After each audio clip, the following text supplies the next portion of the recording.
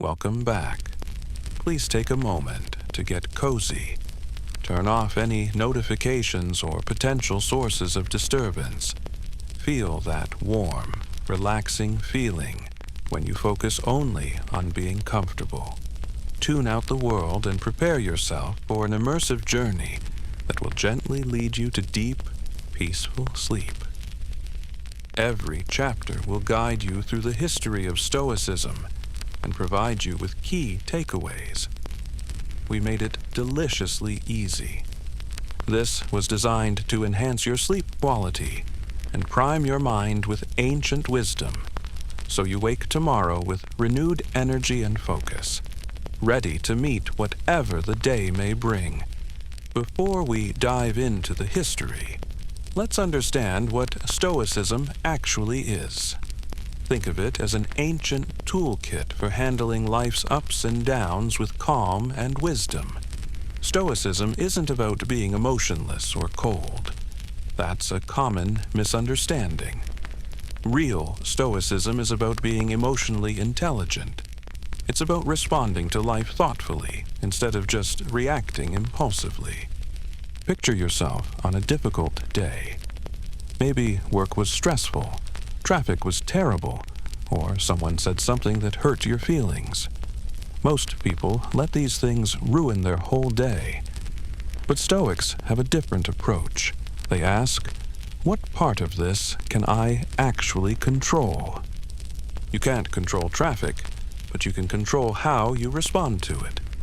You can't control what others say, but you can control whether you let it affect your peace of mind. This simple idea, focusing on what you can control, is the heart of Stoicism. The word Stoicism comes from an ancient Greek word stoa, which means porch. About 2,300 years ago in Athens, a man named Zeno started teaching this philosophy under a painted porch. People gathered there to learn how to live better lives, just like you're doing now by listening to this. Stoicism teaches us 4 main virtues, or good qualities to develop. First is wisdom, learning to see things clearly and make good decisions. Second is justice, treating others fairly and doing the right thing. Third is courage, facing challenges without giving up. Fourth is self-discipline, managing our desires and impulses. These ancient Greeks and Romans who practiced Stoicism weren't monks living in isolation. They were regular people with jobs, families, and problems just like us. Some were emperors running vast empires, others were teachers, writers, or even slaves. What they all shared was a desire to handle life's challenges with grace and wisdom. The beautiful thing about Stoicism is that it's practical. It gives you tools you can use today. When you're worried about something, Stoicism teaches you to ask, is this worry helping me solve the problem? Usually, the answer is no. Worry about things we can't control just wastes our energy and disturbs our peace. Instead, Stoics focus their energy on what they can actually influence. They prepare for challenges by thinking about them calmly in advance. They practice gratitude for what they have instead of constantly wanting more. They accept that setbacks and losses are part of life, and they train themselves to bounce back from difficulties stronger than before. As you listen to this journey through Stoic history, you'll discover how different people throughout time used these ideas to find peace, make better decisions, and live more meaningful lives. Each person we'll meet has something valuable to teach us about handling the universal human experiences of stress, loss, success, failure, love, and the search for purpose. The ancient porch where it all began might be gone, but the wisdom remains. Tonight, as you rest, you're joining a long tradition of people who sought to understand how to live well. This isn't just academic history. It's practical wisdom that you can start using tomorrow morning. Let's begin our journey back to that painted porch in ancient Athens, where it all started with a merchant who lost everything and found something much more valuable. Chapter 1. Zeno, when losing everything led to wisdom. Our story begins with a man named Zeno, born around 334 BCE on the island of Cyprus. Zeno wasn't a philosopher at first. He was a merchant, probably trading purple dye, which was one of the most valuable products in the ancient world. Imagine Zeno in his 30s, traveling by ship across the Mediterranean Sea with a cargo of expensive goods. He thought he understood what success meant: making money, accumulating possessions, building wealth. Sound familiar? Many of us define success the same way today. Then disaster struck. Zeno's ship was wrecked in a storm. Everything he owned, all his merchandise, his money, his livelihood, sank to the bottom of the sea. He found himself washed up on the shore near Athens with nothing but the clothes on his back. Now, here's what makes this story interesting. Instead of being devastated, Zeno later said that the shipwreck was the best thing that ever happened to him. How could losing everything be good? Because it forced him to question what really matters in life. Wandering through Athens with no money and no possessions, Zeno stumbled into a bookshop. There he read about Socrates, the famous philosopher who taught that wisdom was more valuable than wealth. Socrates had lived simply, owned very little, but was considered the wisest man in Athens. This hit Zeno like a lightning bolt. He realized he'd been chasing the wrong things. External wealth could be lost in an instant, as he'd just learned the hard way. But inner wealth, wisdom, character, peace of mind, these could never be taken away. Zeno asked the bookseller where he could find people who lived according to these principles. He was directed to a painted porch in the marketplace, where a philosopher named Crates taught. This painted porch, called the Stoa Poikile, would give Stoicism its name. Under Crates' guidance, Zeno learned revolutionary ideas. Instead of seeking pleasure and avoiding pain, he learned to focus on virtue, doing the right thing regardless of whether it felt good. Instead of trying to control everything around him, he learned to focus only on his choices and responses. Here's the practical takeaway from Zeno's story. When something goes wrong in your life, instead of asking, "Why me?" try asking, "What can this teach me?" Zeno's shipwreck taught him that true security doesn't come from external things that can be lost, but from internal qualities that grow stronger through challenges. Zeno spent years studying with different teachers, but eventually developed his own approach. Around 300 BCE, he started teaching his own philosophy under that same painted porch. His core insight was beautifully simple. Happiness comes from living according to nature and reason, not from external circumstances. What does living according to nature mean? For humans, it means using our unique gift, the ability to think rationally.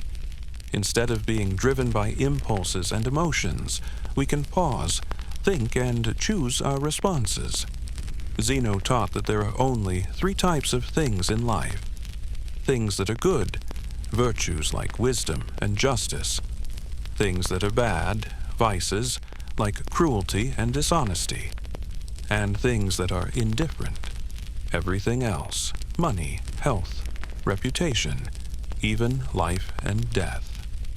This might sound shocking at first. How can health or money be indifferent? Zeno's point wasn't that these things don't matter at all, but that they don't determine whether we're happy or successful as human beings. A person can be wealthy but miserable, or poor but content. A person can be sick but wise, or healthy but foolish. True, good, and evil, according to Zeno, come from our choices. When we choose to be honest, that's truly good. When we choose to be cruel, that's truly bad. Everything else is just the raw material of life. It's what we do with it that matters. This teaching freed Zeno's students from anxiety about things beyond their control. You can't control whether you get sick, but you can control how you respond to illness. You can't control whether others like you, but you can control whether you treat others with kindness and respect.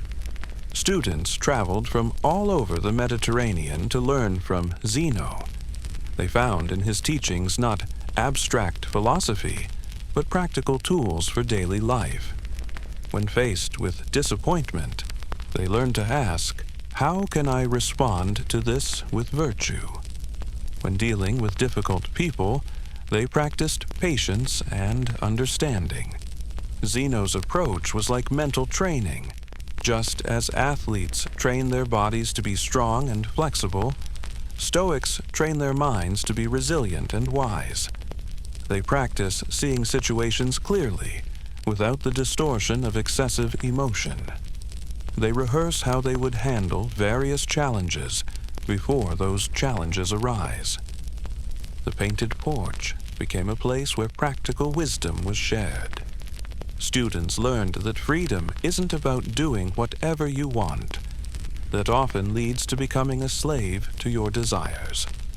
True freedom comes from wanting what you already have and accepting what you cannot change, while taking full responsibility for what you can change. As we'll see throughout this journey, Zeno's insights about focusing on what we can control would help emperors make better decisions, help slaves maintain their dignity, and help ordinary people find peace in turbulent times. His wisdom remains just as relevant today when we face our own storms and shipwrecks. The next time you face a setback, remember Zeno. Sometimes losing what we think we need helps us find what we actually need. The wisdom to distinguish between what we can and cannot control, and the courage to focus our energy where it can actually make a difference. Key takeaway: focus on what you can control, your choices and responses, rather than what you cannot control, external events and other people's behavior.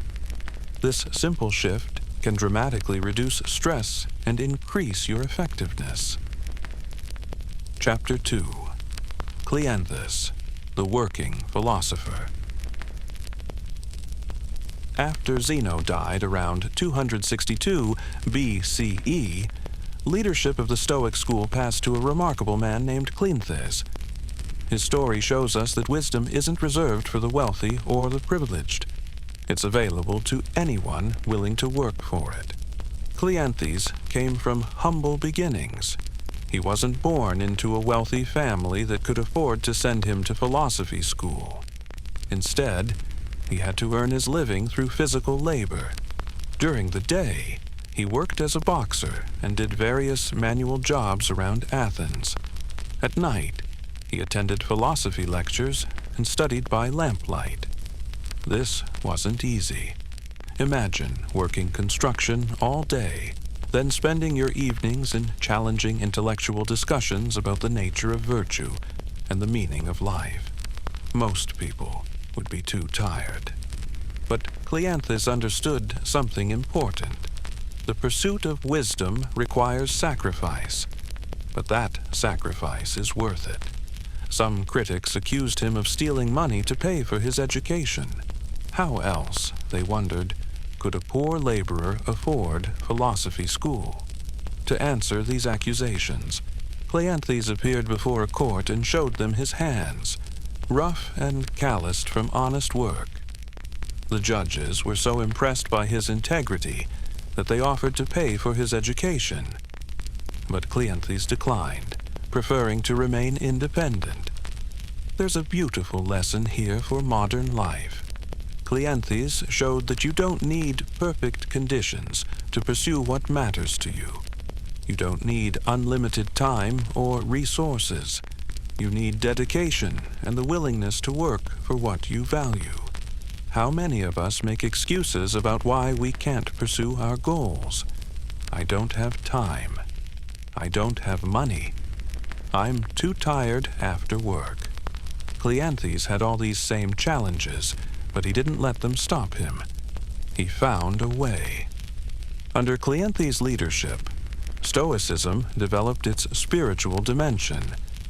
While Zeno focused on logic and ethics, Cleanthes emphasized our connection to the universe and to something greater than ourselves. He wrote a beautiful hymn to Zeus that has survived to this day. In it, he expressed the Stoic idea of accepting fate gracefully. Lead me, Zeus, and you, fate, wherever you have assigned me to go. I will follow without hesitation. Even if I become reluctant and don't consent willingly, I'll have to endure it anyway. And the necessity will be no less real for my reluctance. This might sound like passive resignation, but it's actually quite profound. Cleanthes wasn't saying we should be doormats. He was saying that some things in life are inevitable, and fighting against them only creates unnecessary suffering. Think about a traffic jam. You can honk your horn, curse other drivers, and stress yourself out, but the traffic isn't going to move any faster. Or you can accept the situation, perhaps listen to music or a podcast, and arrive at your destination in a better mood. The practical choice is obvious. Cleanthes taught that the universe operates according to rational principles, even when we can't see the bigger picture. Just as our bodies have natural healing processes that we don't consciously control, the universe has processes that tend toward overall harmony and balance. This doesn't mean everything that happens is good. Stoics weren't naive about suffering and injustice. But it does mean that even difficult experiences can contribute to our growth and wisdom if we approach them with the right attitude. Here's a practical exercise Cleanthes might recommend. Each morning, remind yourself that you'll encounter challenges today. Some will be within your control, others won't be. Promise yourself that you'll respond to both types with wisdom and virtue.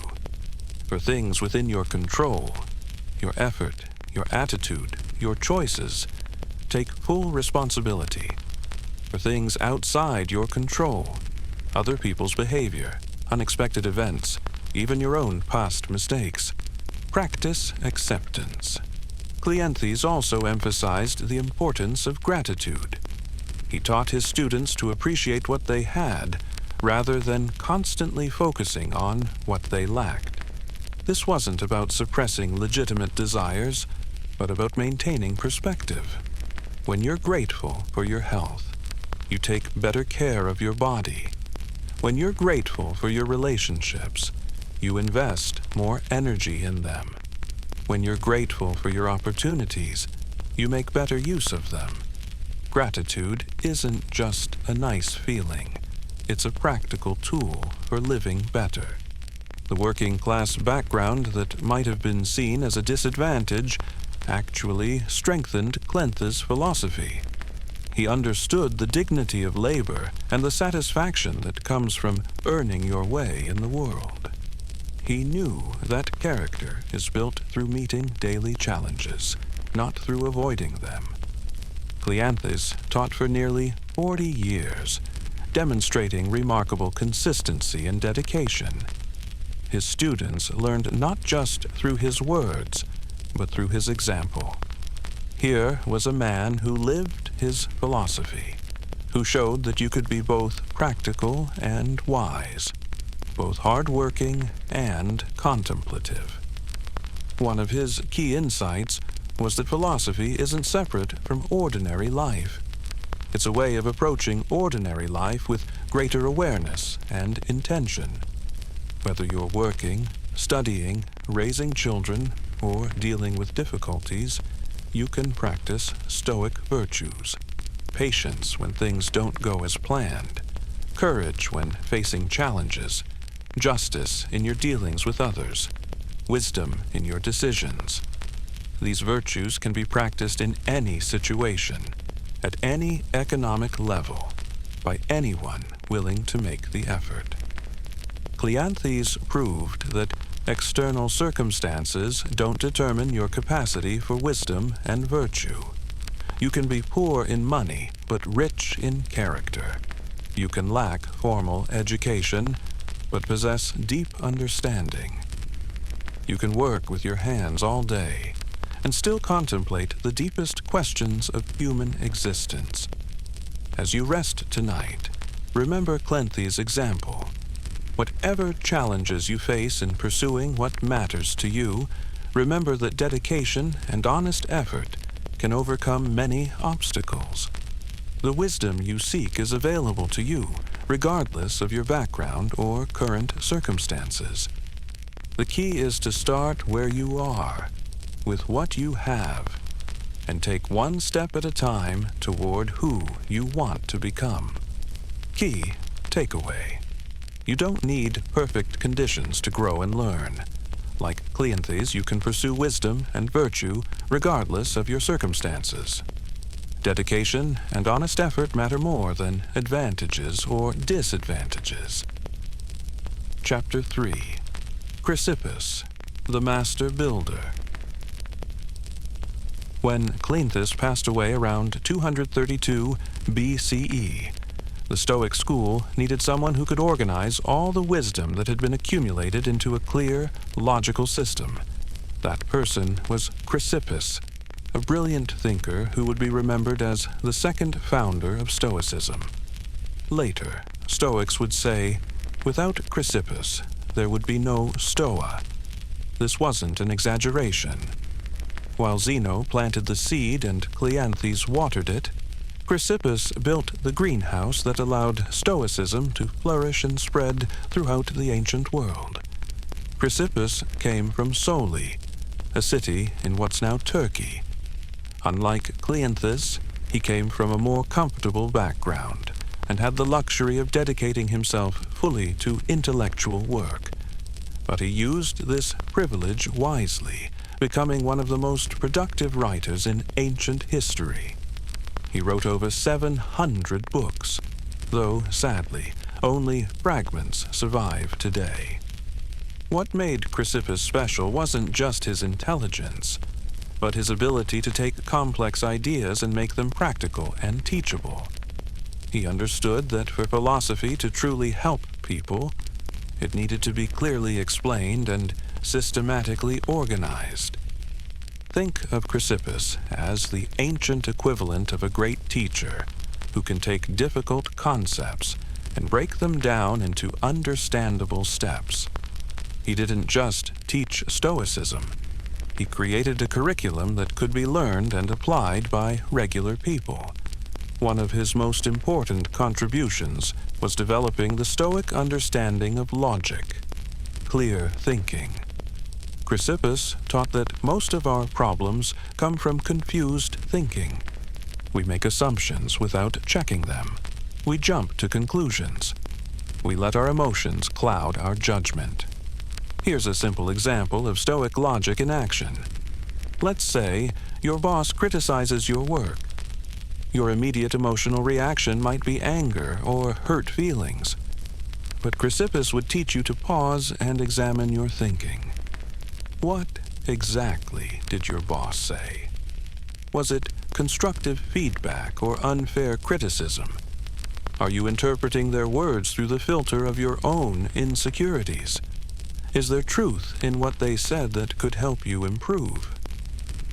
By thinking clearly about the situation, you can respond more wisely.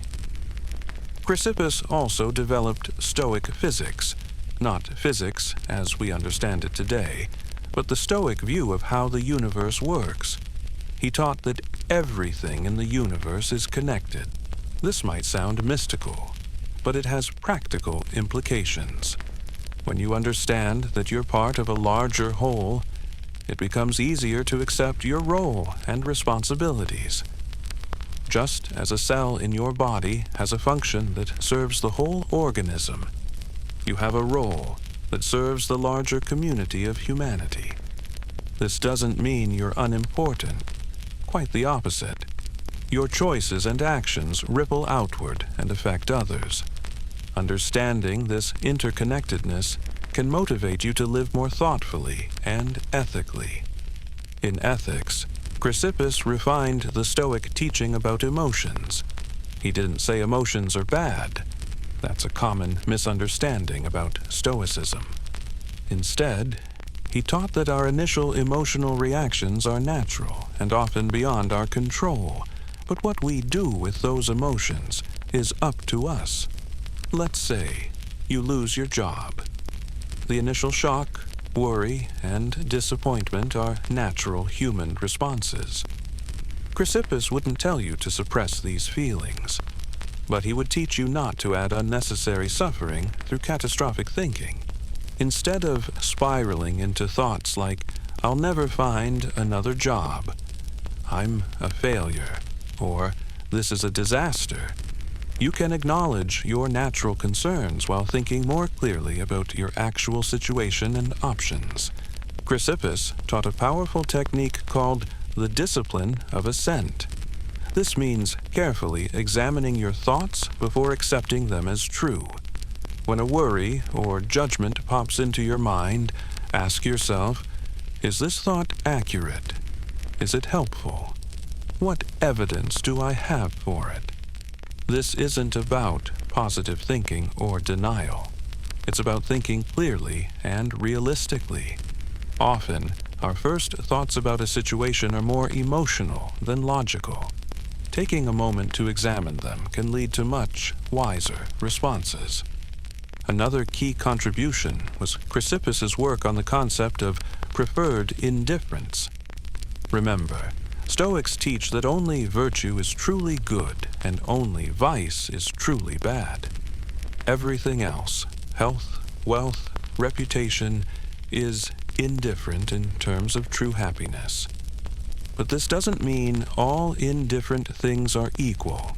Given the choice, it's natural and reasonable to prefer health over sickness, financial security over poverty, good relationships over bad ones.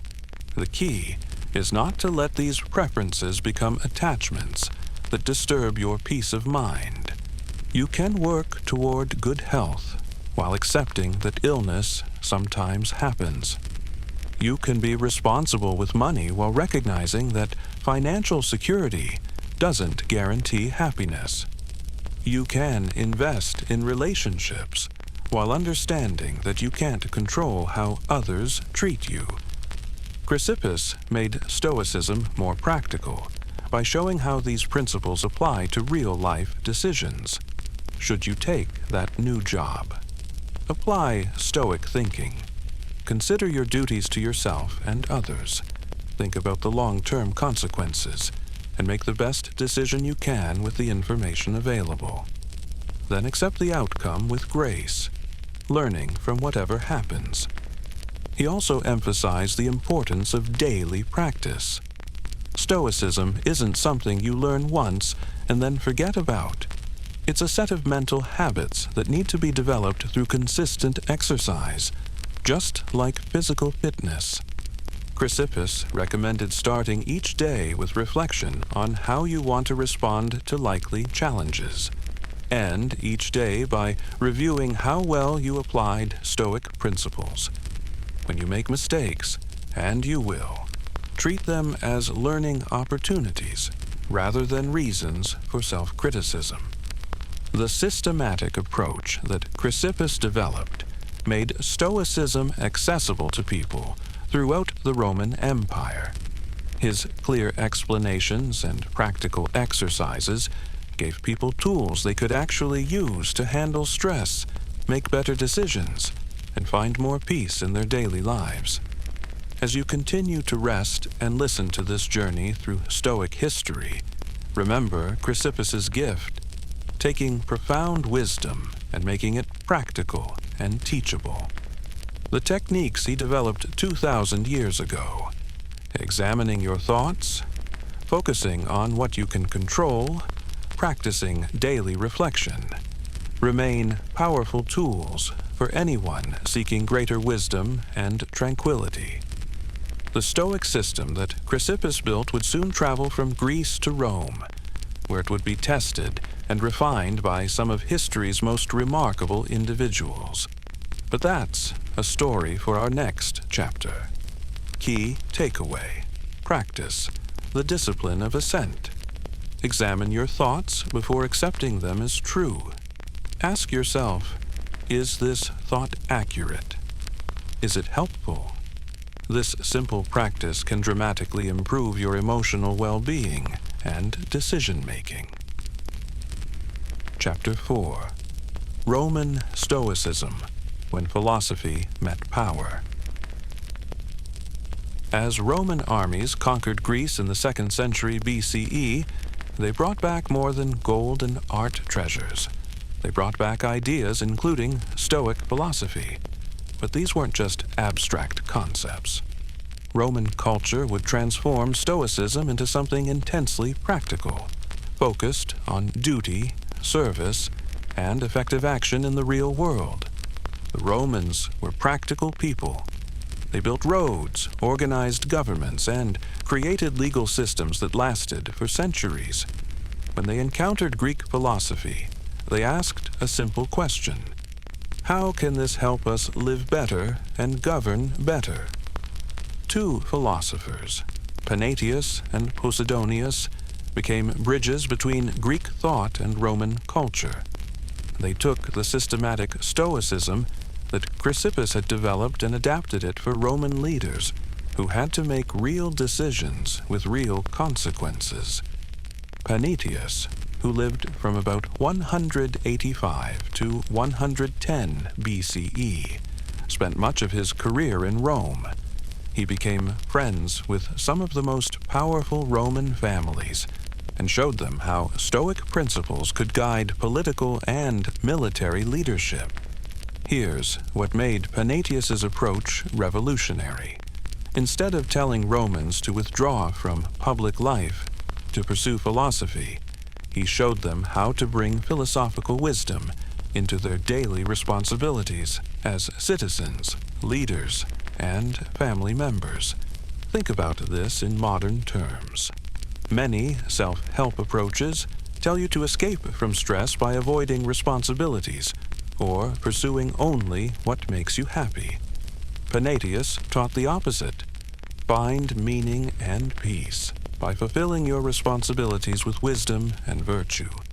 This doesn't mean accepting everything as it is. It means engaging thoughtfully with your duties while maintaining perspective about what you can and cannot control. A Roman senator couldn't control all political outcomes, but he could control his own integrity and effort. Panaetius developed the concept of appropriate action, doing what's right given your specific circumstances and relationships. What's appropriate for a parent differs from what's appropriate for a soldier, but both can act with virtue. Here's how this applies to your life. You might be an employee, a parent, a friend, and a citizen all at the same time. Each role has different responsibilities, and you can practice Stoic virtues in all of them. Be honest in your work, patient with your children, loyal to your friends, and engaged in your community.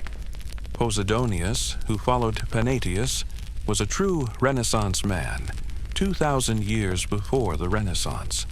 He studied astronomy, geography, mathematics, and philosophy. He showed how Stoic principles applied not just to personal life, but to understanding the entire universe. His key insight was that everything in the universe follows rational patterns, and humans can use reason to understand their place in the larger order. This gave Romans confidence that their efforts to create justice and order in society aligned with the fundamental structure of reality. Both teachers emphasize that you don't have to be perfect to practice Stoicism. The goal isn't to become a flawless sage, but to make steady progress toward wisdom and virtue. Every good choice you make, every moment you choose patience over anger or courage over fear, is valuable progress. This Roman approach to Stoicism was intensely practical. It gave people tools they could use immediately. When facing a difficult decision, ask, what would virtue require in this situation? Consider wisdom, justice, courage, and self-discipline. Then choose the action that best embodies these qualities. When dealing with setbacks, remember that obstacles can become opportunities to practice resilience and problem-solving. A traffic jam becomes a chance to practice patience. A criticism becomes an opportunity to learn and improve. When managing emotions, don't try to eliminate them. That's impossible and unhealthy. Instead, learn to respond thoughtfully rather than reactively. Feel your anger, but choose whether acting on it would be wise and helpful. The Roman Stoics also emphasized duty to the common good. You're not just an isolated individual pursuing personal happiness. You're part of a larger community, and your well-being is connected to the well-being of others. This means making decisions that consider not just your immediate interests, but your impact on family, community, and future generations. It means being willing to make personal sacrifices for the greater good when necessary. But here's the beautiful paradox the Romans discovered. When you focus on serving something larger than yourself, you often find greater personal satisfaction than when you focus only on your own desires. The Roman transformation of Stoicism created a philosophy perfectly suited for people with real responsibilities and challenges. It didn't require retreating from the world, but rather engaging with it more thoughtfully and effectively. This practical Roman Stoicism would soon produce some of the most remarkable figures in history. A wealthy advisor who struggled with moral compromise, a former slave who became a great teacher, and an emperor who tried to rule an empire according to philosophical principles. Each of these men faced different challenges, but all used Stoic principles to guide their responses.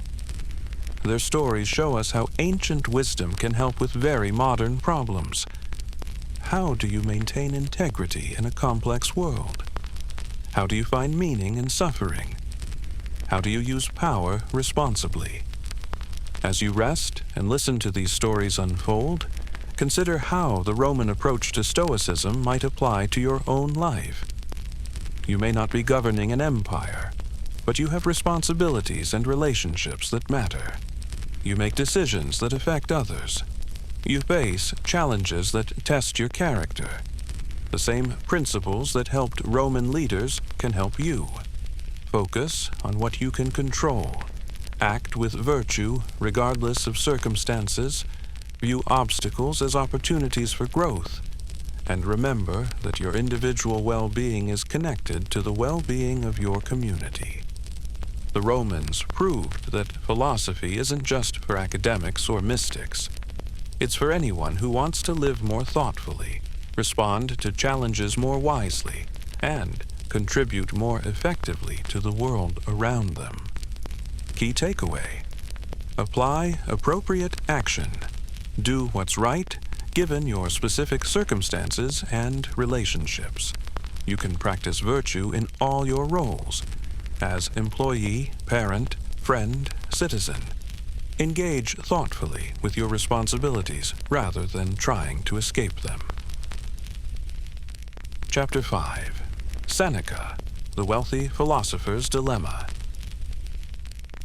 Sometimes the most interesting lessons come from people who struggled to live up to their own ideals.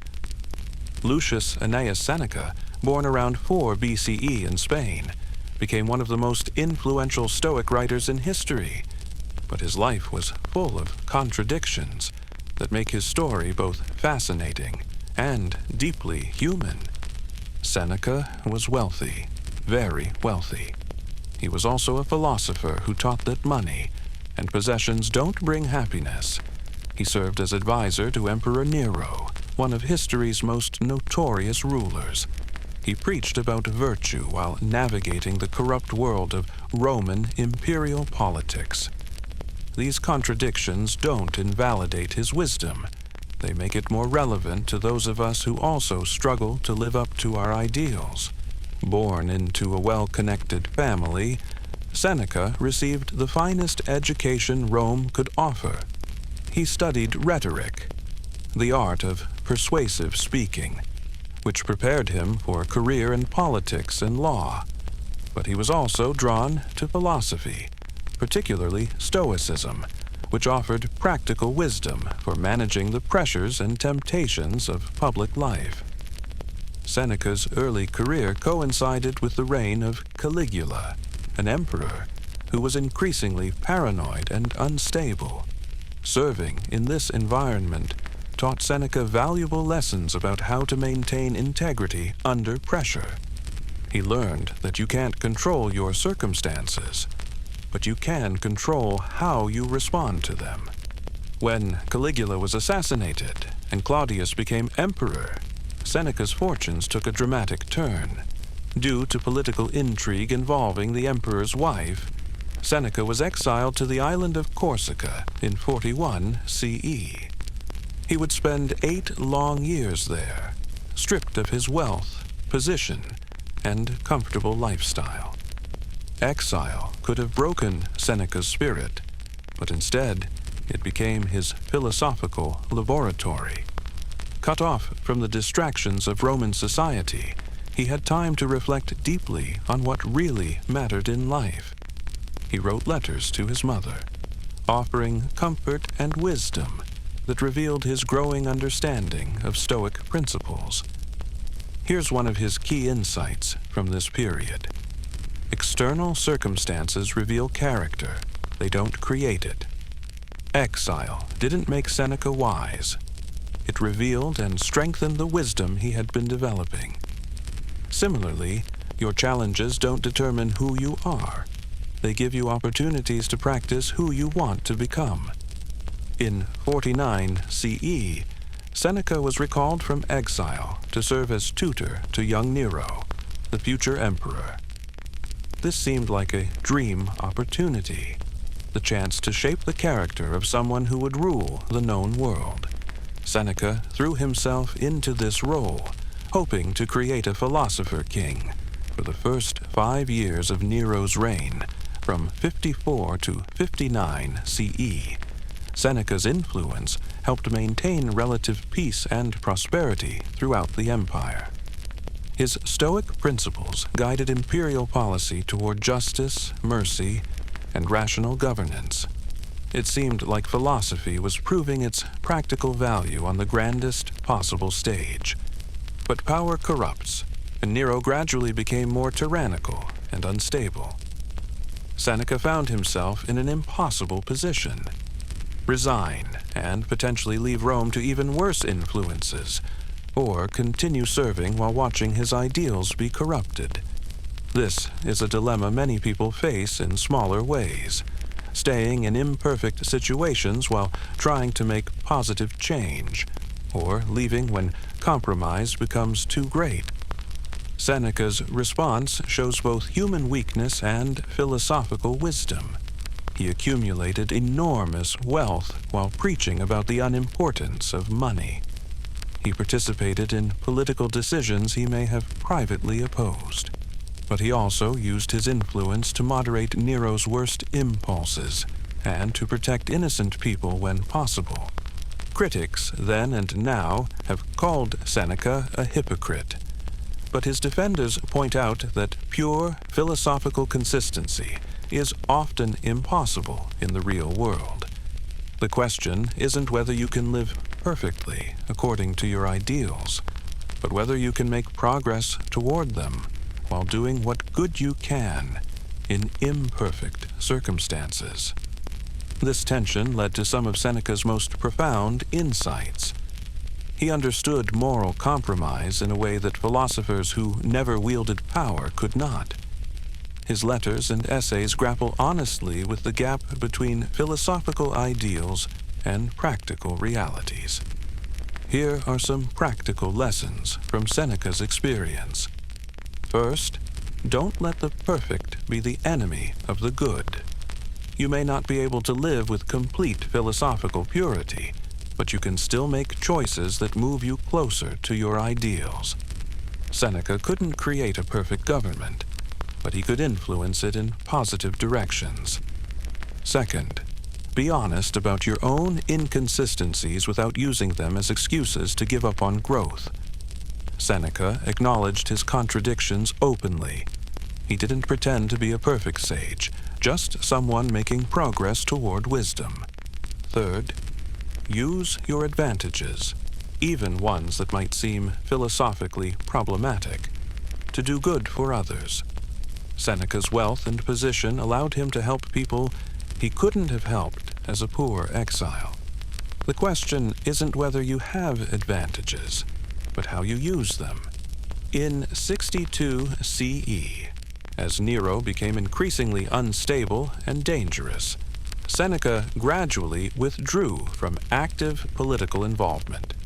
He spent his final years focusing on writing and teaching, producing some of the most accessible and influential Stoic literature ever written. His letters to his friend Lucilius are masterpieces of practical philosophy. Written in a warm, conversational tone, they address everyday concerns. How do you deal with aging? How do you manage money responsibly? How do you maintain friendships? How do you prepare for death? Seneca's approach to these questions is refreshingly practical.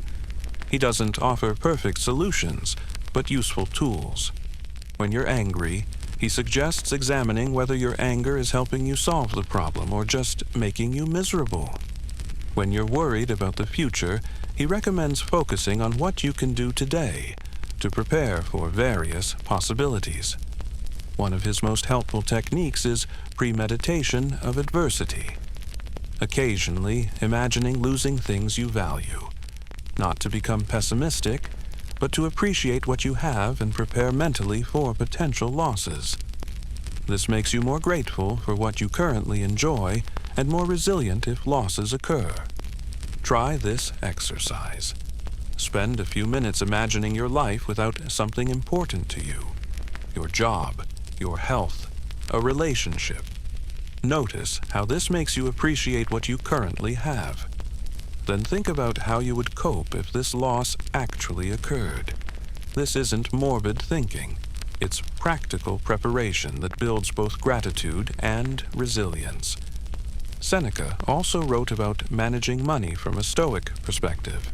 His advice remains relevant today. Earn money honestly, use it responsibly, be generous when you can, but don't make your happiness dependent on wealth. Money is a tool, not a goal. Having enough to meet your needs reduces stress, but beyond that point, additional wealth often creates more problems than it solves. His insights about time management are equally valuable. Seneca wrote that we often complain about not having enough time, but we waste much of the time we have. He recommended tracking how you actually spend your time, then making conscious choices about what deserves your attention.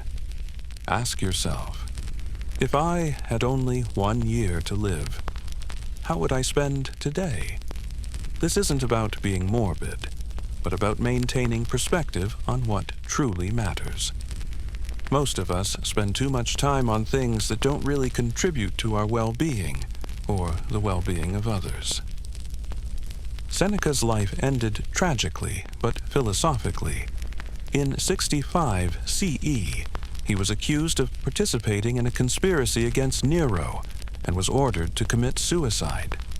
Ancient sources describe him facing death calmly, discussing philosophy with friends, even as his life ebbed away. Whether or not you approve of all of Seneca's choices, his life offers valuable lessons. He showed that philosophy isn't just for people in ivory towers, but for anyone dealing with complex moral situations. He demonstrated that you can make moral progress even while living with contradictions and compromises. Most importantly, he proved that wisdom comes not from perfect circumstances, but from thoughtful reflection on imperfect ones. His wealth didn't make him wise, but his thoughtful approach to wealth did generate insights about money and happiness that remain valuable today. As you think about your own life, consider Seneca's example. You may not face his exact dilemmas, but you probably face your own contradictions between ideals and reality. Instead of being paralyzed by these contradictions, use them as opportunities for growth and deeper understanding. Perfect consistency may be impossible, but consistent effort toward wisdom and virtue is achievable. That effort, more than any particular outcome, is what makes a life meaningful and worthwhile. Key takeaway: don't let the perfect be the enemy of the good. You can make progress toward your ideals even in imperfect circumstances. Use whatever advantages you have to do good for others, and be honest about your contradictions without giving up on growth. Chapter 6. Epictetus, From Slavery to Freedom. If you want to understand the true power of Stoic philosophy, there's no better example than Epictetus. Born around 50 CE, he experienced the most extreme form of powerlessness imaginable in the ancient world: slavery. Yet he became one of history's greatest teachers of inner freedom. His story shows that external circumstances, no matter how difficult, cannot destroy your capacity for wisdom and dignity. Epictetus was born in what's now Turkey and brought to Rome as a slave while still young. His very name means acquired. He was property, to be bought and sold like any other possession. He was assigned to the household of Epictetus, a freedman who served as secretary to Emperor Nero. Imagine the daily reality of slavery: having no control over where you live, what work you do, how you spend your time, or even what happens to your body. Most people in such circumstances would focus on their powerlessness. But Epictetus made a revolutionary discovery. Even in slavery, there was one area where he remained completely free: his mind and his choices about how to interpret and respond to his experiences. This insight would become the foundation of his teaching, the distinction between what is up to us and what is not up to us. According to Epictetus, only one thing is truly up to us: our judgments, our mental responses to events. Everything else, our body, our possessions, our reputation, other people's behavior, even whether we live or die, is ultimately not under our complete control. This might sound like a limitation, but Epictetus taught that this one area of freedom is enough to live a meaningful and even happy life. You can't control whether someone insults you, but you can control whether you let that insult disturb your peace of mind. You can't control whether you get sick, but you can control your attitude toward illness. While enslaved, Epictetus was allowed to attend philosophical lectures. Perhaps his master recognized his intellectual gifts and saw value in educating him. There he encountered Stoic teachings and realized they offered practical tools for maintaining dignity and purpose, even in the most constraining circumstances. The physical disability that left Epictetus permanently lame, whether from birth, accident, or mistreatment, served as an additional reminder of life's fundamental unpredictability. Yet he learned to view even this limitation philosophically. Later, tradition preserves a story that when his master was torturing him by twisting his leg, Epictetus calmly predicted it would break, and when it did, simply observed, "I told you it would break." Whether this story is historically accurate or not, it captures Epictetus's approach, maintaining objectivity and emotional equilibrium even in the face of physical suffering. This wasn't callousness or denial, but the practical application of Stoic principles to real-world hardship. When Emperor Domitian expelled philosophers from Rome in 89 CE, Epictetus gained his freedom and established a school in Nicopolis, Greece. The transition from slave to teacher must have been extraordinary.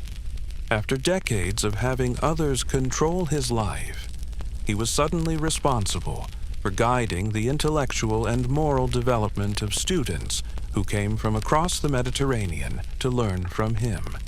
Epictetus's teaching method was direct and practical. Instead of abstract philosophical speculation, he focused on exercises designed to help students develop mental habits that would serve them in daily life. His classroom discussions, recorded by his student Arian in works called The Discourses and the Handbook, address real concerns, dealing with difficult people, managing anger and fear, finding purpose, and preparing for loss. Here are some of Epictetus's most practical techniques. The fundamental exercise. Throughout each day, practice distinguishing between what is and isn't under your control. When something bothers you, ask, "Is this something I can actually change?" If yes, take action. If no, practice acceptance. Try this right now. Think about something that's been worrying you lately. Ask yourself, what part of this situation can I actually control? Focus your energy there, and practice accepting the rest. Morning preparation. Each morning, remind yourself that you'll encounter challenging people and situations today. Decide in advance to respond with patience and wisdom rather than reactively. This isn't about expecting the worst, but about being mentally prepared so you're not caught off guard. Evening review. Before sleep, examine how well you applied philosophical principles during the day. What did you handle well? Where could you improve? This isn't about self-criticism, but about learning and growth. Think of it as a gentle daily coaching session with yourself. The discipline of desire. Instead of constantly wanting things to be different than they are, practice wanting what you already have and accepting what you cannot change. This doesn't mean becoming passive, but rather focusing your energy where it can be effective. Perspective training. When something seems terrible, ask yourself, in 5 years, will this matter? Often, events that feel overwhelming in the moment prove to be minor when viewed from a longer perspective. This isn't about minimizing real problems, but about maintaining proportion. Epictetus taught that most of our suffering comes not from events themselves, but from our judgments about events. Someone cuts you off in traffic. That's just a fact. Your anger and the story you tell yourself about what this means about that person or your day. That's your choice. This doesn't mean suppressing emotions or pretending everything is fine.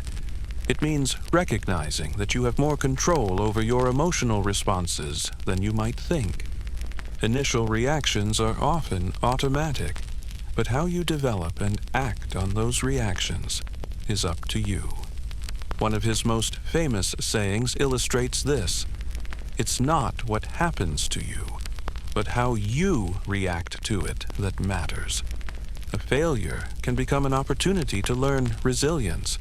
A criticism can become a chance to examine yourself honestly and improve. A loss can become an opportunity to practice letting go gracefully. Epictetus also emphasized the importance of social relationships while maintaining inner independence. He taught his students to care for others and fulfill their social duties, but without making their happiness dependent on how others respond.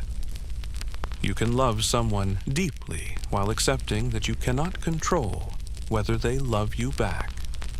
This applies to all relationships: family, friendship, work, romance.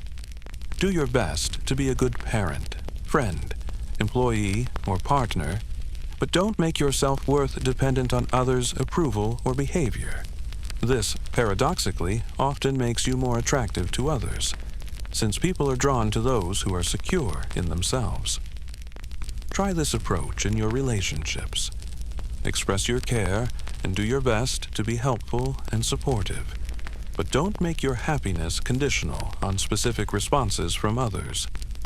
This reduces anxiety and often improves the relationship by removing pressure and neediness. The school Epictetus established attracted students from all backgrounds: wealthy Romans, ordinary citizens, and even other former slaves. What they all learned was that wisdom and virtue are available to anyone, regardless of their external circumstances. Perhaps most remarkably, Epictetus's teachings influenced Marcus Aurelius, the Roman emperor who never met him personally, but studied his works intensively. This shows how wisdom can flow from those society considers lowest to those in the highest positions. A former slave became the teacher of the most powerful man in the world. Epictetus's influence extends far beyond ancient philosophy. Modern cognitive behavioral therapy uses techniques that are remarkably similar to his methods: examining our thoughts, questioning our assumptions, and learning to respond rather than react to challenging situations. His life proves that external freedom, while valuable, is not essential for inner freedom. You can be physically constrained, but mentally liberated. You can have limited choices about your circumstances, but unlimited choices about your responses. As you reflect on Epictetus's story, consider what areas of your life feel constraining or difficult. Instead of focusing on what you cannot change about these situations, ask what you can control about your response to them. Often, changing your perspective on a problem is more effective than trying to eliminate the problem entirely. The former slave who became a great teacher reminds us that wisdom, dignity, and inner peace are available to anyone willing to practice them. Your circumstances do not determine your character. Your choices do. Key takeaway: focus on the fundamental distinction between what is up to you, your thoughts, judgments, and responses, and what is not up to you, everything else. This is the most powerful tool for maintaining inner freedom, regardless of external circumstances. Chapter 7. Marcus Aurelius, the philosopher emperor. Imagine being the most powerful person in the world, commanding vast armies, controlling enormous wealth, able to make decisions that affect millions of lives, and yet spending your private moments writing reminders to yourself about humility, mortality, and the importance of treating others with kindness. This was Marcus Aurelius, perhaps the only person in history who truly embodied Plato's ideal of the philosopher king. Born in 121 CE, Marcus Aurelius lived during what historians call the peak of the Roman Empire. Rome controlled territory from Britain to Iraq, from Germany to Morocco. The empire was wealthy, powerful, and culturally sophisticated. Yet this was also a time of growing challenges: plague, barbarian invasions, and internal pressures that would eventually contribute to Rome's decline.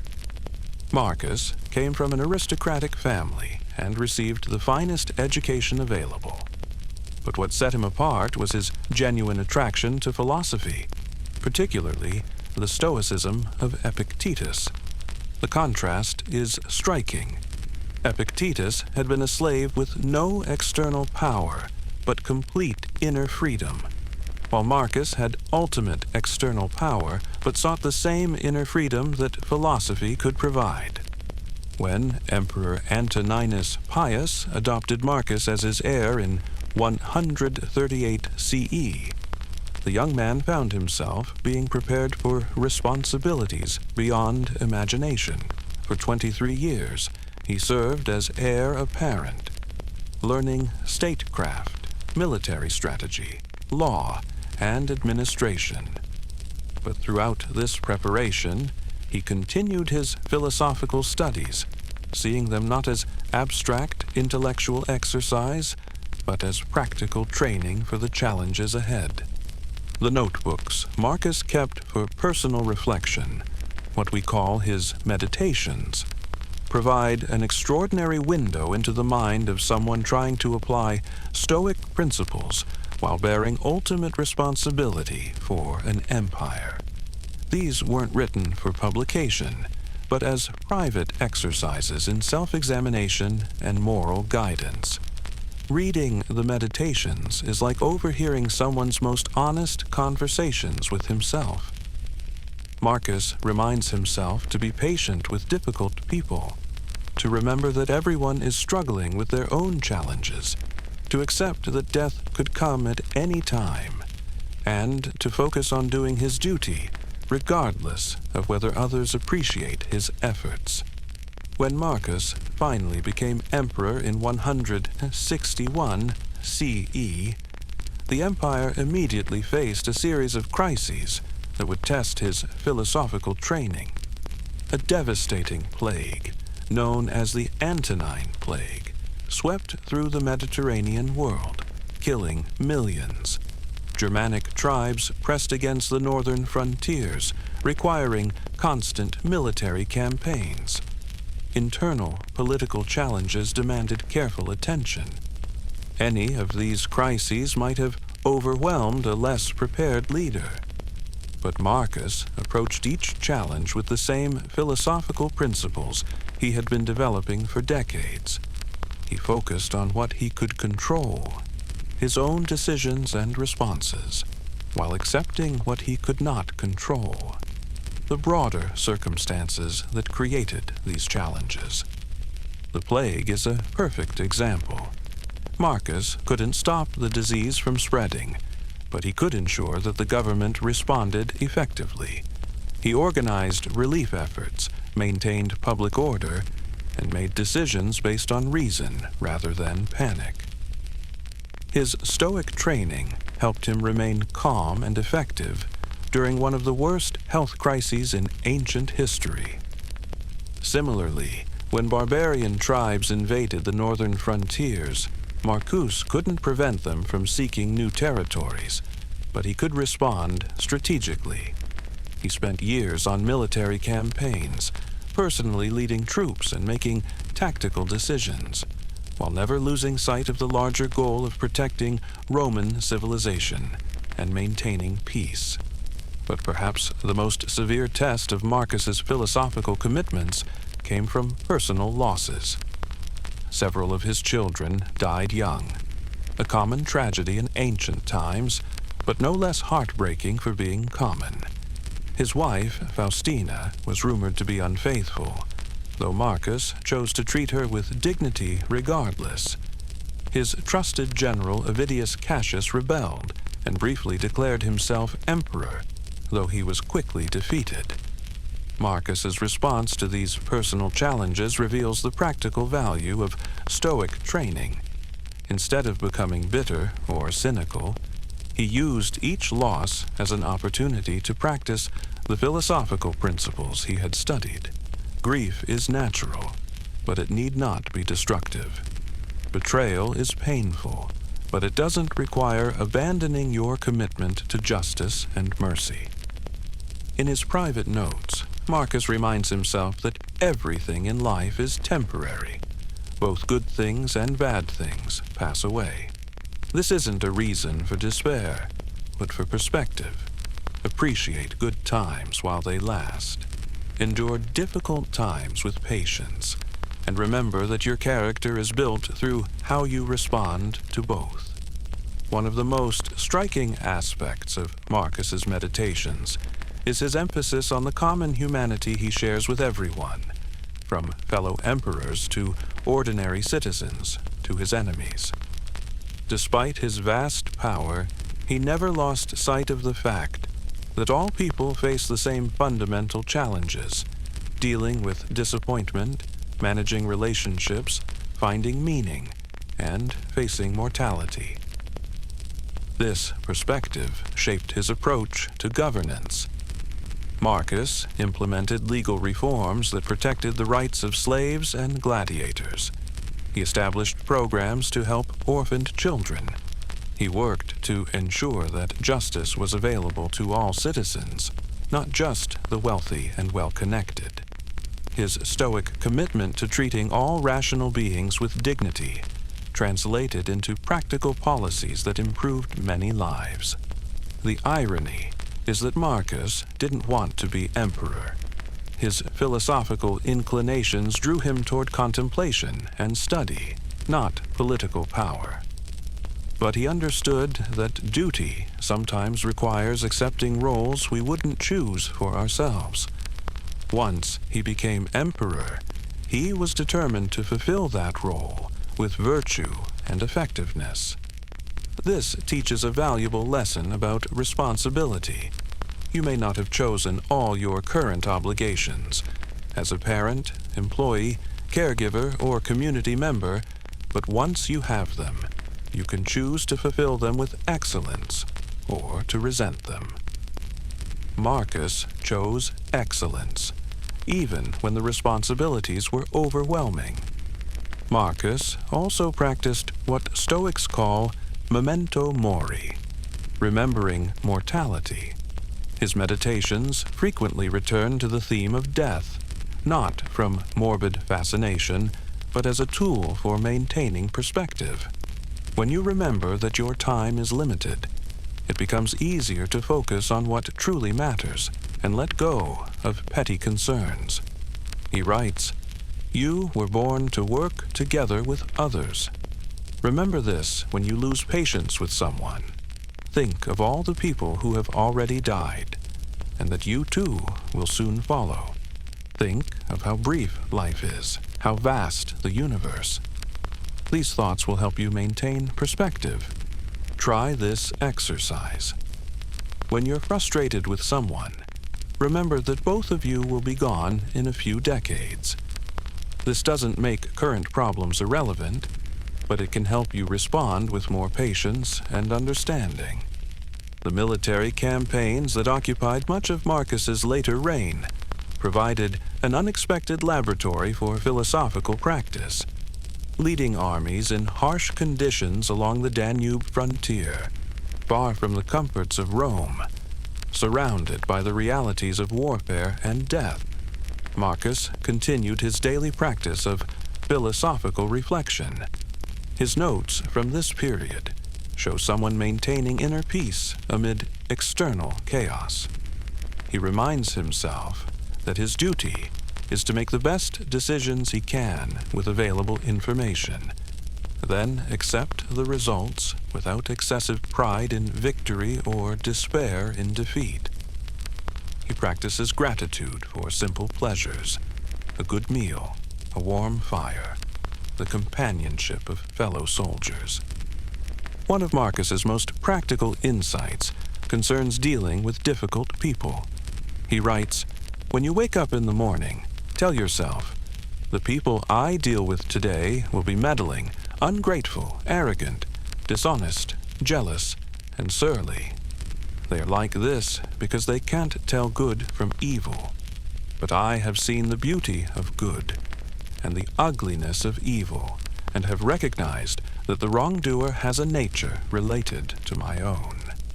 This isn't about becoming a doormat or failing to hold people accountable. It's about maintaining perspective and not letting others' behavior disturb your inner peace.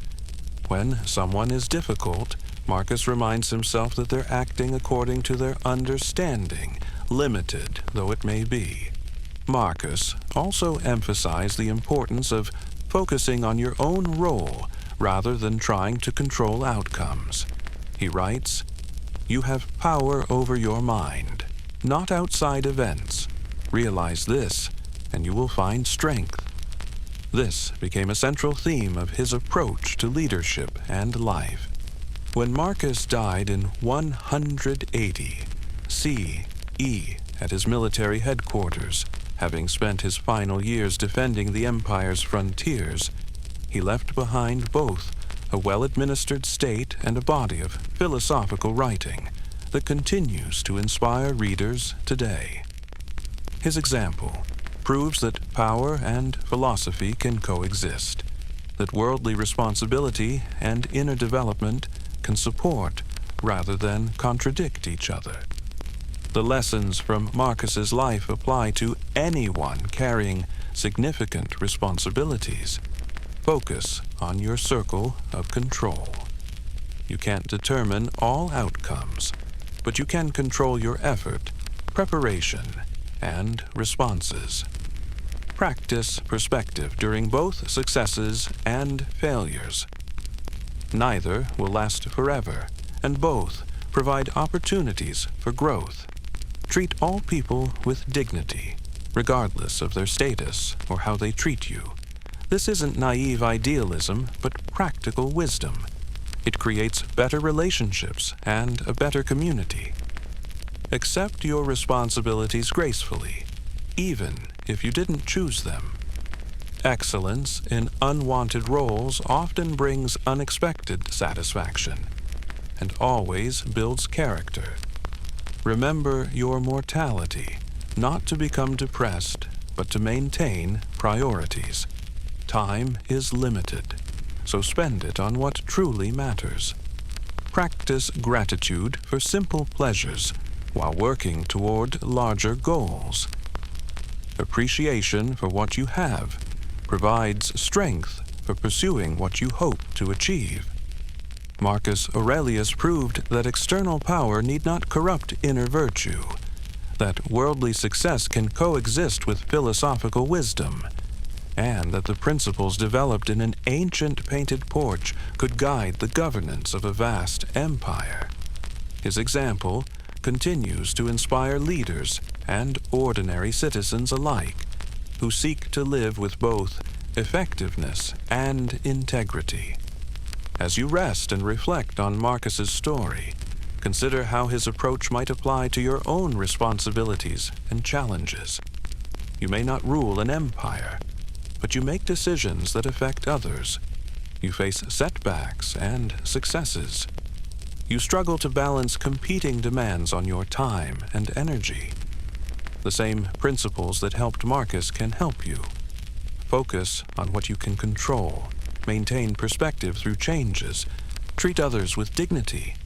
And remember that character is built through how you respond to whatever circumstances life presents. Key takeaway. Remember that you have power over your mind, not outside events. Focus on controlling your effort and responses, rather than trying to control outcomes. Accept your responsibilities gracefully. Treat all people with dignity, and use challenges as opportunities to practice virtue. Chapter 8. The Decline and Transformation. After Marcus Aurelius died in 180 CE, something beautiful and tragic happened to Stoicism. The philosophy that had helped guide an empire through its golden age began to fade from the centers of power, but its ideas started spreading into new places and taking new forms that would ensure its survival. Marcus's son, Commodus, became emperor, and despite receiving a philosophical education, he proved to be everything his father was not: cruel, self-indulgent, and focused on personal pleasure rather than public service. This showed that philosophical education alone cannot guarantee wisdom or virtue. These qualities must be chosen and practiced continuously. The 3rd century brought what historians call the crisis of the 3rd century, a period of political chaos, economic collapse, barbarian invasions, and plague that nearly destroyed the Roman Empire. In 50 years, there were 50 different emperors, most dying violent deaths. People had more immediate concerns than philosophical contemplation. Yet during this turbulent time, Stoic ideas began to influence a growing religious movement, Christianity. Early Christian thinkers found much to admire in Stoic ethics and psychology. The Stoic emphasis on virtue, self-discipline, and rational reflection aligned with Christian moral teaching, while Stoic techniques for managing emotions proved useful for spiritual development. This wasn't a complete merger. Christians rejected Stoic materialism and emphasized dependence on divine grace rather than human self-sufficiency. But many Stoic practices were adapted for Christian use. The evening examination of conscience that Epictetus taught became a standard part of Christian spirituality. The Stoic analysis of emotions influenced Christian approaches to spiritual direction. Christian monasticism, which emerged in the 4th and 5th centuries, incorporated many practices that resembled Stoic exercises. Monks practiced detachment from worldly goods, examination of their thoughts and motives, and acceptance of circumstances beyond their control. All central Stoic themes, though serving different ultimate purposes. As the Western Roman Empire gradually collapsed in the 5th century, much Stoic literature was lost. The great libraries of Rome were destroyed or abandoned. Many philosophical texts disappeared forever, but copies survived in the Eastern Roman Empire, Byzantium, and in the libraries of Christian monasteries. Medieval scholars, both Christian and Islamic, preserved and copied ancient texts, including works by Seneca, Epictetus, and Marcus Aurelius. They didn't always agree with Stoic conclusions, but they recognized the value of Stoic insights about human psychology and ethical behavior. During the Renaissance, beginning in the 14th century, European scholars rediscovered many classical texts. Stoic works found new audiences among humanist thinkers who appreciated their practical wisdom and psychological sophistication. Printers made these texts widely available for the first time since antiquity. Renaissance readers found in Stoicism a philosophy that could complement rather than compete with Christianity. Stoic virtue ethics supported Christian moral teaching, while Stoic techniques for self-examination enriched Christian spiritual practice. Educated Europeans began studying Marcus Aurelius's Meditations and Seneca's letters as guides for living wisely. The influence continued through the Enlightenment. Philosophers like Descartes and Spinoza borrowed Stoic insights about reason and emotion.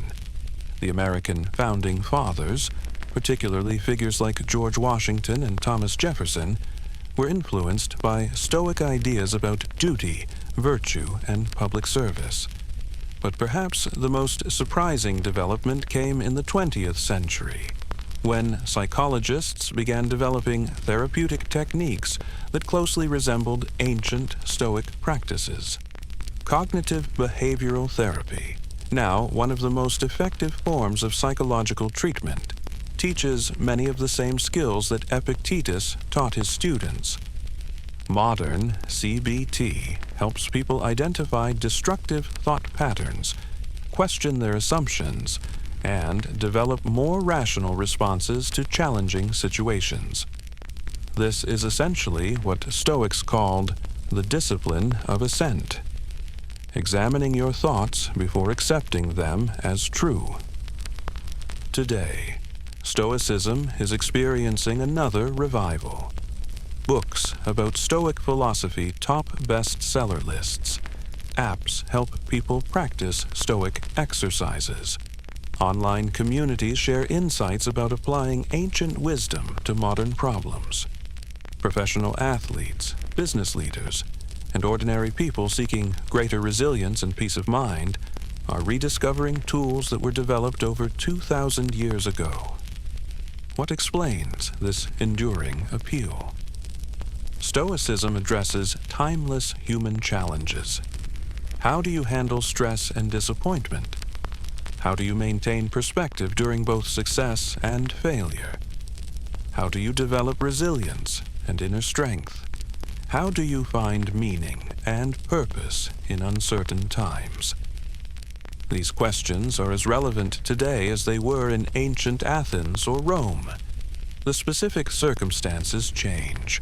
We worry about job security instead of barbarian invasions, social media drama instead of imperial politics, but the underlying psychological challenges remain constant.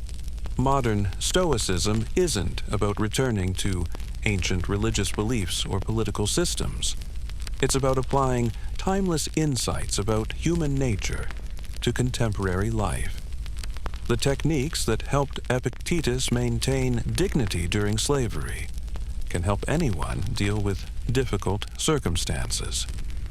The practices that helped Marcus Aurelius govern an empire can help anyone manage their responsibilities more effectively. Here's what modern practitioners take from ancient Stoicism: the fundamental distinction between what you can and cannot control. This helps reduce anxiety and focus energy where it can be most effective. Daily practices of reflection and self-examination. Starting each day with intention and ending it with honest evaluation promotes continuous growth. The recognition that initial emotional reactions are natural, but not necessarily accurate or helpful. This creates space between stimulus and response where wisdom can operate. The understanding that virtue and character are more important than external achievements for genuine satisfaction and peace of mind. The practice of viewing obstacles as opportunities to develop resilience, patience, and problem-solving skills. As Stoicism has evolved and adapted over 25 centuries, it has proven its fundamental insight that wisdom, virtue, and inner peace are available to anyone willing to practice them, regardless of their circumstances or the challenges of their time. The painted porch where Zeno first taught may be ruins now, but the ideas that emerged there continue to offer shelter to anyone seeking practical wisdom for navigating life's inevitable storms. The philosophy that began with a merchant's shipwreck has survived empires, religions, and cultural revolutions because it addresses something essential about human nature and human potential. Key takeaway: Stoic principles are timeless because they address universal human challenges. The specific circumstances change across centuries, but the core psychological and ethical challenges remain the same. This is why ancient wisdom remains relevant today. Chapter 9. Modern Stoicism. Ancient wisdom for today. 25 to 30 minutes. As our world becomes increasingly fast-paced and uncertain, millions of people are rediscovering an ancient philosophy that offers practical tools for modern challenges. Contemporary Stoicism isn't about retreating from the world or suppressing emotions. It's about engaging more thoughtfully with life while maintaining inner stability and perspective. Let's explore how the insights developed in that painted porch over 2,000 years ago can help with today's specific challenges: work stress, relationship difficulties, social media overwhelm, financial anxiety, health concerns, and the general sense that life is moving too fast to handle gracefully. Modern Stoicism begins with the same fundamental insight that helped Epictetus survive slavery and Marcus Aurelius govern an empire, distinguishing between what you can and cannot control. In today's interconnected world, this distinction is more important than ever. You cannot control the economy, but you can control your spending habits and career development. You cannot control other people's behavior, but you can control your responses to them. You cannot control whether you get sick, but you can control your health habits and attitude toward illness. You cannot control social media algorithms, but you can control how much time you spend scrolling and how you interpret what you see. This isn't about becoming passive or resigned. It's about focusing your energy where it can actually make a difference. When you stop wasting mental and emotional energy on things beyond your control, you have more resources available for the things you can influence. Here's a practical exercise you can try tonight. Before sleep, review your day and identify moments when you felt stressed or upset. For each situation, ask yourself, what part of this was actually within my control? Often, you'll discover that much of your distress came from mentally fighting against things you couldn't change anyway.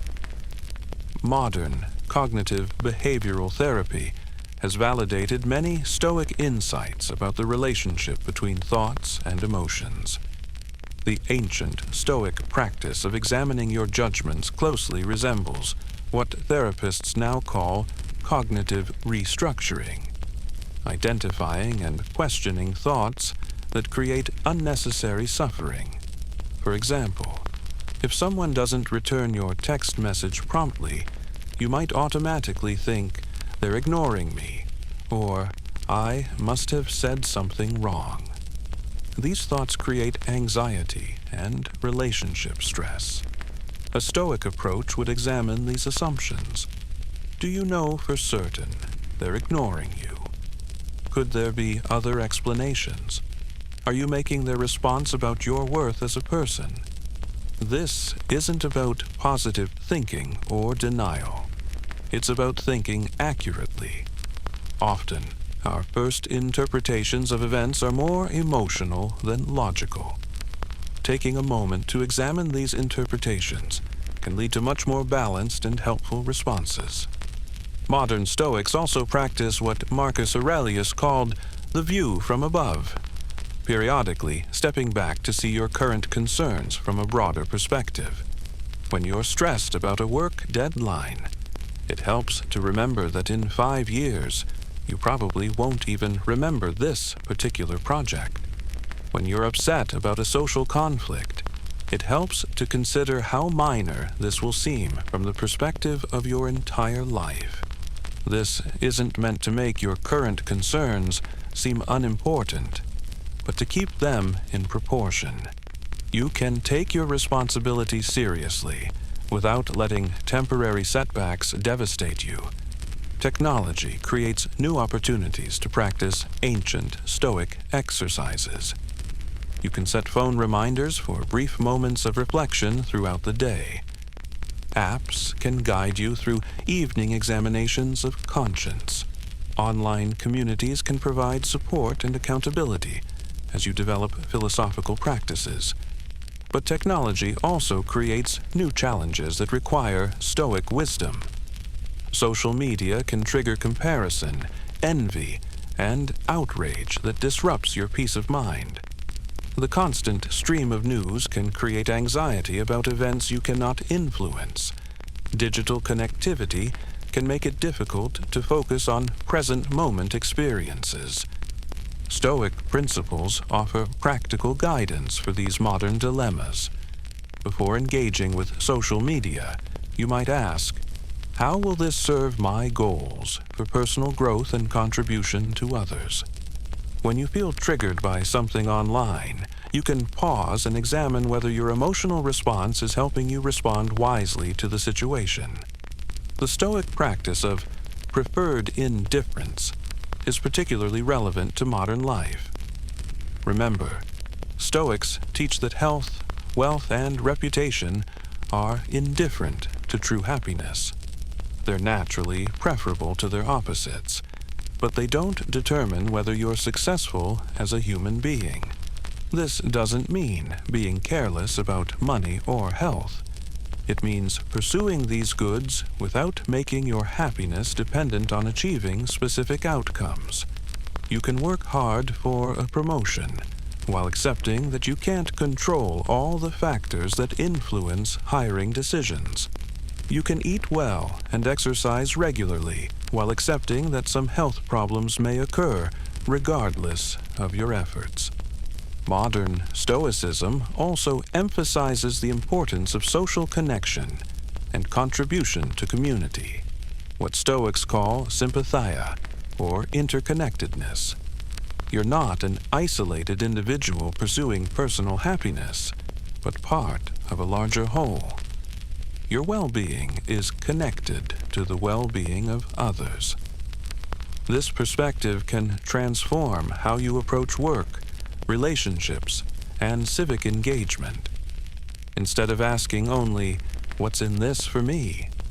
you might ask, "How can I contribute value to others?" Paradoxically, this often leads to greater personal satisfaction than purely self-focused approaches. Many modern practitioners find that Stoic exercises help with specific contemporary challenges. For work, stress, focus on controlling your effort and preparation rather than outcomes you can't guarantee. Practice seeing difficult colleagues as opportunities to develop patience and communication skills. For relationship problems, concentrate on being the kind of person you'd want to be in a relationship, rather than trying to control your partner's behavior. Express your needs clearly while accepting that others have the right to their own choices. For financial anxiety, distinguish between what you need and what you want. Practice gratitude for what you have while working responsibly toward financial goals. Remember that security comes more from inner resources than external possessions. For health concerns, do what you can to maintain good health, while accepting that some aspects of physical well-being are beyond your control. Use health challenges as opportunities to practice patience and perspective. For parenting, focus on modeling the values and behaviors you want to see in your children, rather than trying to control their every choice. Practice patience with the long-term nature of character development. Professional athletes have found Stoic principles particularly helpful for peak performance. They learn to focus entirely on their preparation and effort during competitions, letting go of attachment to specific results. This paradoxically often improves performance by reducing the anxiety that comes from pressure to achieve particular outcomes. Business leaders use Stoic decision-making frameworks to evaluate opportunities and challenges more objectively. Military personnel apply Stoic resilience training to handle high-stress situations with greater composure. Healthcare workers use Stoic techniques to maintain emotional balance while caring for patients facing serious illnesses. The beauty of modern Stoicism is its adaptability. You don't need to adopt ancient religious beliefs or live like a Roman emperor. You can take the psychological insights and practical techniques that serve your current circumstances and goals. You might start with just one simple practice. Each morning, spend 2 minutes thinking about how you want to respond to the day's likely challenges. Each evening, spend 2 minutes reviewing how well you applied your values to actual situations. This basic routine can gradually transform your approach to daily life. Or you might focus on the fundamental Stoic question: is this within my control? When you notice yourself feeling stressed or upset, pause and honestly examine what aspects of the situation you can actually influence. Then direct your energy accordingly. The goal isn't to become emotionless or detached from outcomes you care about.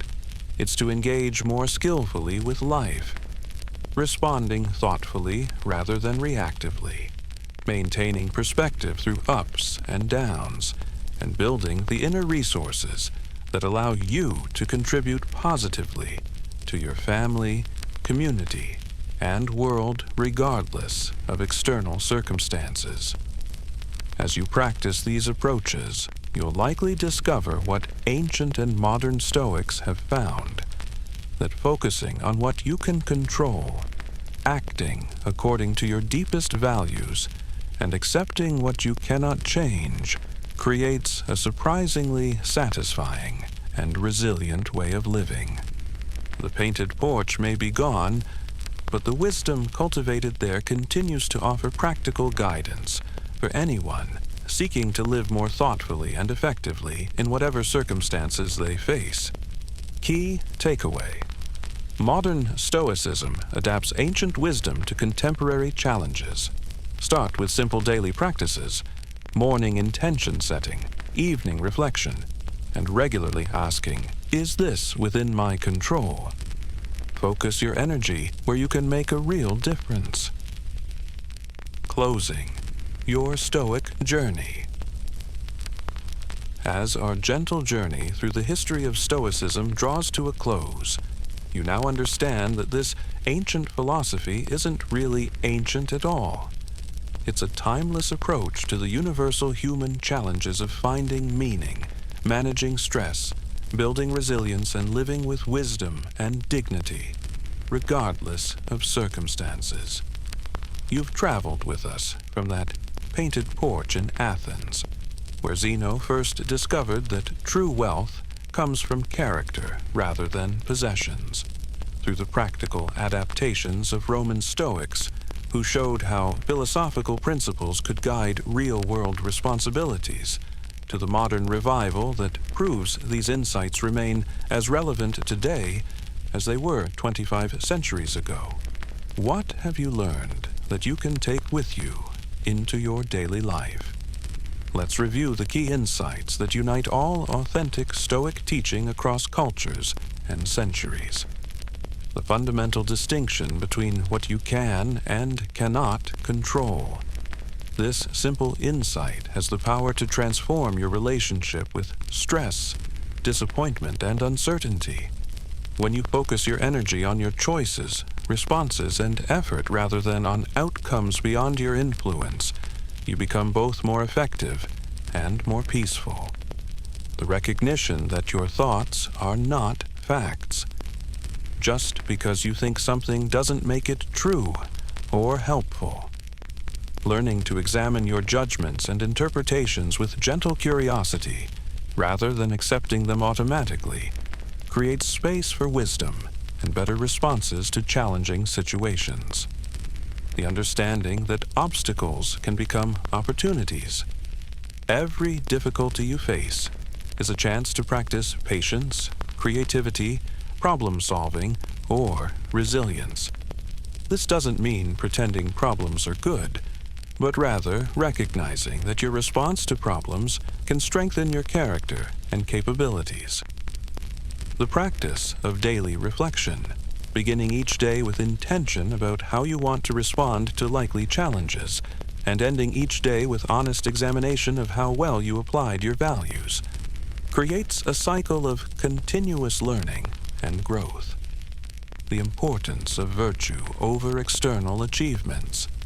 While it's natural to prefer health over sickness, financial security over poverty, and success over failure, your worth as a person and your capacity for satisfaction come from how you handle whatever circumstances you encounter, not from the circumstances themselves.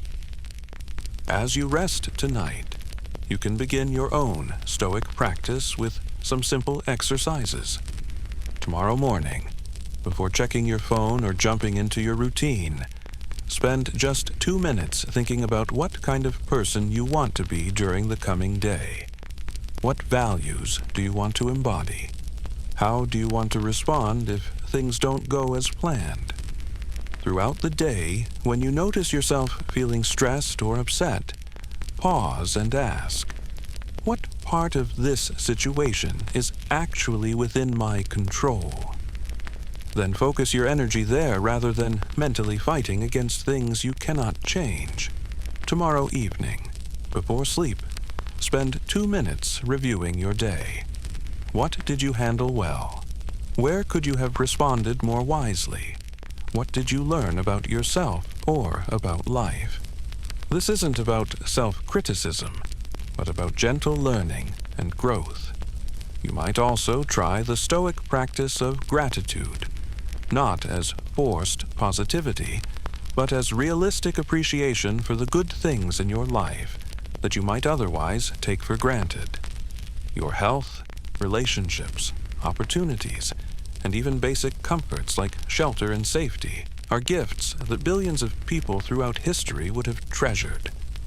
Remember that Stoicism isn't about perfection. Zeno was a failed merchant before he became a philosopher. Seneca struggled with moral compromises throughout his career. Marcus Aurelius had to remind himself constantly in his private notebooks to practice patience and virtue. Even Epictetus, who achieved remarkable inner freedom, acknowledged that philosophical practice is a lifelong journey rather than a destination. The goal isn't to become a perfect sage, but to make steady progress toward wisdom, virtue, and tranquility. Every moment you choose to respond thoughtfully rather than reactively. Every time you focus on what you can control instead of worrying about what you cannot. Every occasion when you treat others with dignity, regardless of how they treat you. These are victories worth celebrating. You're now part of a tradition that stretches back 25 centuries and includes emperors and slaves, ancient Greeks and modern psychologists, famous philosophers and ordinary people seeking to live better lives.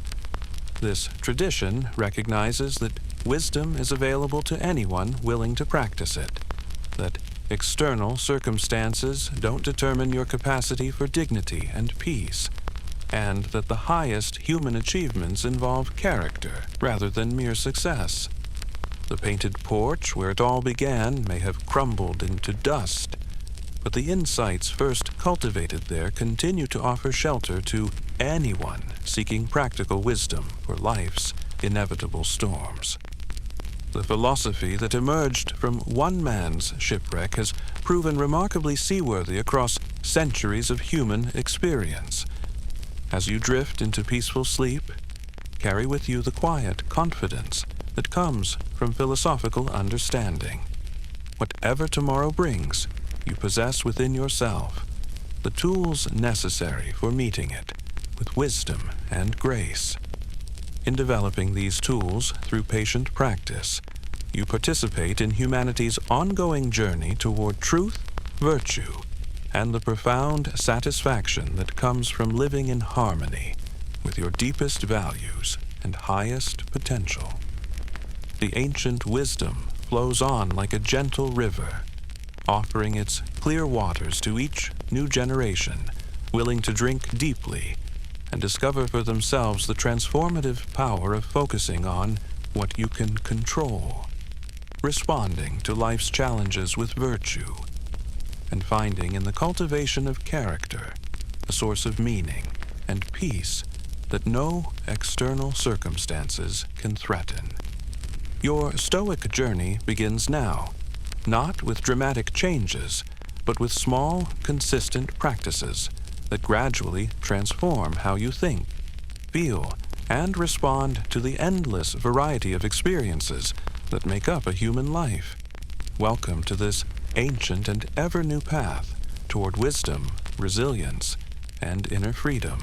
Sweet dreams, and may you wake tomorrow ready to practice the art of living well. Final takeaway. Your Stoic journey starts with small, daily practices. Focus on what you can control.